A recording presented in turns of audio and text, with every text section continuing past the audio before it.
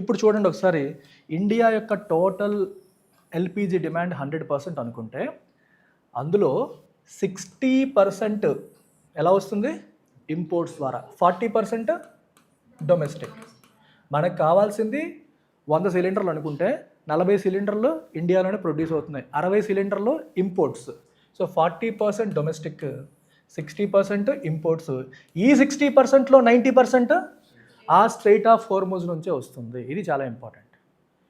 100 సిలిండర్లు కావాలంటే 40 domestic, 60 imports. 60లో మళ్ళీ 90% అంటే అంత 54. లెక్కలు వీక్ కదా, చెప్పేస్తున్నాను. 60లో 90% అంటే 54. 54 సిలిండర్లు అటు నుంచే వస్తున్నాయి. అండర్స్టాండింగ్ కోసం చెప్తున్నాను, అన్ని సిలిండర్లు కదా, ఇంకా ఎక్కువే మనకు కావాలి. So 90% of imports expose to strait of Hormuz choke point. So massive logistical shock. So ఓవరాల్గా 54% of India's demand is under trouble. లెక్కేసాం ఇప్పుడే. 60లో 90% ఎంత? 54. అంటే 100 సిలిండర్లు మనకు అవసరమైతే 54 సిలిండర్లు అక్కడ స్టక్ అయిపోయాయి. Simple understanding. 54 సిలిండర్స్ మనకి అక్కడ 54% మనకి ఓవరాల్గా దీనివల్ల ఇబ్బంది అవుతుంది. ఈ నెంబర్స్ అడుగుతారు.